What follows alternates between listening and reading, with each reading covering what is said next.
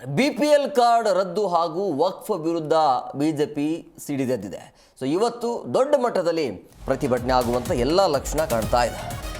Freedom park ಅಲ್ಲಿ ರಾಜ್ಯ ಸರ್ಕಾರದ ವಿರುದ್ಧ ಹೋರಾಟ ಇರುತ್ತೆ. ಇವತ್ತು ನಮ್ಮ ಭೂಮಿ ನಮ್ಮ ಹಕ್ಕು ಎಂಬ ಶೀರ್ಷಿಕೆ ಅಡಿ ಪ್ರತಿಭಟನೆ ಮಾಡಲಾಗುತ್ತೆ. ನಿನ್ನೆ ಜಿಲ್ಲಾ ಕೇಂದ್ರ ತಾಲೂಕು ಕೇಂದ್ರಗಳಲ್ಲಿ ಪ್ರತಿಭಟನೆ ಆಯಿತು ಬಿಜೆಪಿಯಿಂದ. ಇವತ್ತು ಬೆಂಗಳೂರಿನಲ್ಲಿ ನಡೆಯುತ್ತೆ ಈ ಒಂದು ಬಿಜೆಪಿಯ ಹೋರಾಟ. ಪ್ರಮುಖವಾಗಿ BPL ಕಾರ್ಡ್ ವಿಚಾರವಾಗಿ, BPL ಕಾರ್ಡ್ ರದ್ದು ವಿಚಾರವಾಗಿ, ಇನ್ನು ವಕ್ಫ್ ವಿರುದ್ಧವಾಗಿ. ಫ್ರೀಡಂ ಪಾರ್ಕಲ್ಲಿ ರಾಜ್ಯ ಸರ್ಕಾರದ ವಿರುದ್ಧ ಹೋರಾಟ ಇವತ್ತು ದೊಡ್ಡ ಮಟ್ಟದಲ್ಲಿ ಇರುತ್ತೆ. ಬಿಜೆಪಿಯ ನಾಯಕರಿಂದ ನಮ್ಮ ಭೂಮಿ ನಮ್ಮ ಹಕ್ಕು ಅನ್ನುವಂಥ ಶೀರ್ಷಿಕೆಯ ಅಡಿ ಇಡೀ ರಾಜ್ಯದಾದ್ಯಂತ ಪ್ರತಿಭಟನೆ ನಿನ್ನೆ ಆಯಿತು.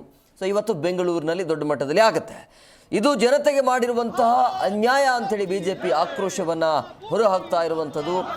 ಗ್ಯಾರಂಟಿ ಯೋಜನೆಯ ಕಡಿತಕ್ಕೆ ಮಾಡಿರುವಂಥ ಪ್ಲಾನ್ ಅನ್ನುವಂಥ ಆರೋಪ, ಅದು ಗೊತ್ತಿರುವಂಥ ವಿಚಾರ, ಅದೇನು ಹೊಸದಾಗಿ ಹೇಳೋದೇನಿಲ್ಲ. ಆದರೆ ತೆಗೆದುಕೊಂಡಿರೋ ನಿರ್ಧಾರ ಸರಿನೇ ಇದೆ. ಯಾರಿಗೆ BPL ಕಾರ್ಡ್ ಬೇಕು ಅವರಿಗೆ ಮಾತ್ರ ಹೋಗಬೇಕು. ಆದರೆ ಅದರಲ್ಲಿ ಇಂಪ್ಲಿಮೆಂಟ್ ಮಾಡೋದರಲ್ಲಿ ಎಲ್ಲೋ ಒಂದು ಕಡೆ ಸರ್ಕಾರ ಎಡುತ್ತಾ ಇದೆ ಅಂತ ಅನಿಸುತ್ತೆ.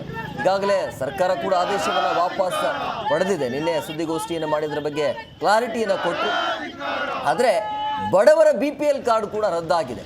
ಸೊ ಅವರಿಗೆ ಸಮಸ್ಯೆ ಆಗಬಾರ್ದು ಅನ್ನೋದು ನಮ್ಮ ಉದ್ದೇಶ, ಬಿಟ್ಟರೆ ಇನ್ನೇನಿಲ್ಲ.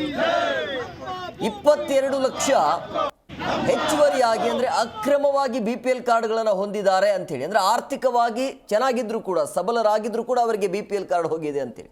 ಅವರ ಕಾರ್ಡ್ ಕ್ಯಾನ್ಸಲ್ ಆಗಲಿ ತಪ್ಪೇನಿಲ್ಲ. ಬಡವರಿಗೆ ಸಮಸ್ಯೆ ಆಗಬಾರ್ದು, ಅನ್ನದಾತರಿಗೆ ಇಲ್ಲಿ ಸಮಸ್ಯೆ ಆಗಬಾರ್ದು. ಈ ವಿಚಾರಕ್ಕೆ ಸಂಬಂಧಪಟ್ಟಂತೆ ಈಗ ಬಿಜೆಪಿ ದೊಡ್ಡ ಮಟ್ಟದಲ್ಲಿ ಇವತ್ತು ಹೋರಾಟ ಮಾಡುತ್ತೆ. ಒಂದು ಎರಡು ಉದ್ದೇಶ.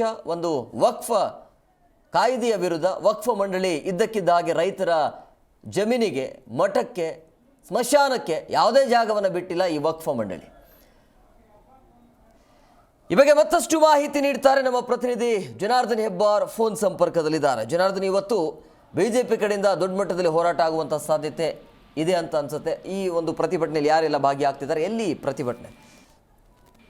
ಹೇಮಕುಮಾರ್, ನಿನ್ನೆಯಿಂದ ಪ್ರತಿಭಟನೆ ಶುರುವಾಗಿದೆ. ರಾಜ್ಯಾದ್ಯಂತ ಬೇರೆ ಬೇರೆ ಜಿಲ್ಲೆಗಳಲ್ಲಿ ಪ್ರತಿಭಟನೆಯನ್ನ ಮಾಡಿದ್ದಾರೆ. ವಕ್ಫ್ ಬೋರ್ಡ್ ನಿಂದ ಆಸ್ತಿ ಕಬಳಿಕೆ ಆಗಿದೆ, ಇದು ರಾಜ್ಯ ಸರ್ಕಾರ ಮಾಡಿದಂತ ಅನ್ಯಾಯ ಅಂತ ಹೇಳಿ ಆಗ್ರಹಿಸಿ ಆರೋಪಿಸಿ ಇವತ್ತು ಬೆಂಗಳೂರಿನಲ್ಲಿ ಪ್ರತಿಭಟನೆಯನ್ನ ಹಮ್ಮಿಕೊಂಡಿದ್ದಾರೆ. ದೊಡ್ಡ ಮಟ್ಟದಲ್ಲಿ ವಿಪಕ್ಷ ನಾಯಕ ಆರ್ ಅಶೋಕ್ ಅವರ ನೇತೃತ್ವದಲ್ಲಿ ಪ್ರತಿಭಟನೆ ನಡೀತಾ ಇದೆ. ವಿಜೇಂದ್ರ ಅವರು ದೆಹಲಿಗೆ ಹೋಗಿರೋ ಕಾರಣಕ್ಕಾಗಿ ಅವರು ಪಾಲ್ಗೊಳ್ತಾ ಇಲ್ಲ.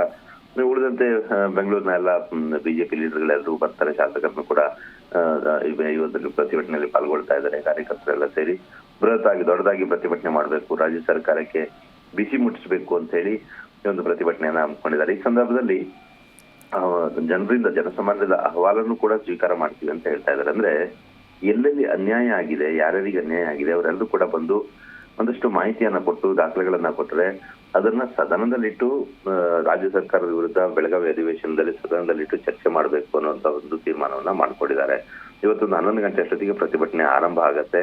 ದೊಡ್ಡ ಮಟ್ಟದಲ್ಲಿ ಪ್ರತಿಭಟನೆ ಮಾಡ್ಬೇಕು ಅಂತ ಹೇಳಿ ತೀರ್ಮಾನ ಮಾಡ್ಕೊಂಡಿದ್ದಾರೆ. ನೋಡ್ಬೇಕು, ಯಾಕಂದ್ರೆ ಬಿಜೆಪಿಯವರು ಸಾಕಷ್ಟು ಬಾರಿ ಬೃಹತ್ ಪ್ರತಿಭಟನೆ ಅಂತ ಹೇಳಿದಾಗಿಯೂ ಸಹಿತ ಕೇವಲ 4-6 ಜನ ಬಂದು ಪ್ರತಿಭಟನೆ ಮಾಡಿದಂತ ಉದಾಹರಣೆ ಕೂಡ ಇದೆ.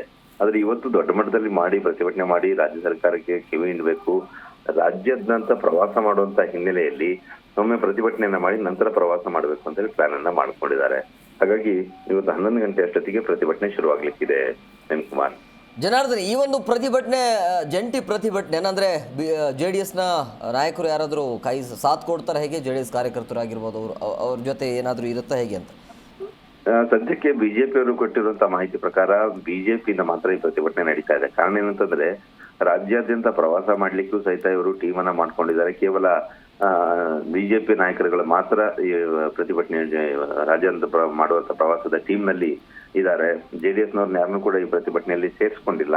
ಅಥವಾ JDS-ನವ್ರನ್ನ ಮುಂದಿನಿಂದ ಪ್ರತ್ಯೇಕ ಹೋರಾಟ ಮಾಡಬಹುದೇನೋ. ಇವತ್ತಿನ ಪ್ರತಿಭಟನೆಗೆ ಸದ್ಯಕ್ಕೆ ಸೀಮಿತವಾಗಿ ಬಿಜೆಪಿ ನಾಯಕರುಗಳು ಮಾತ್ರ ಇರ್ತಾರೆ. ಇದು ಬಿಜೆಪಿಯಿಂದ ಬಂದಿರುವಂತಹ ಒಂದು ಪ್ರಕಟಣೆಯ ಪ್ರಕಾರ ಬಿಜೆಪಿ ಅವರು ಮಾತ್ರ ಇರ್ತಾರೆ. JDS-ನವ್ರು ಯಾಕೆ ಹೇಳಿಲ್ಲ ಅನ್ನೋ ಕುತೂಹಲ ಕೂಡ ಇದೆ. Hemakumar, yes, okay, thank you Janardhan, ನಿಮ್ಮೆಲ್ಲ ಡೀಟೇಲ್ಸ್ಗಾಗಿ.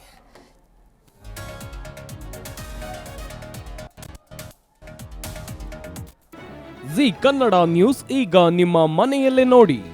ಎಲ್ಲ ಕೇಬಲ್ಗಳಲ್ಲಿ ಈಗ ಲಭ್ಯ.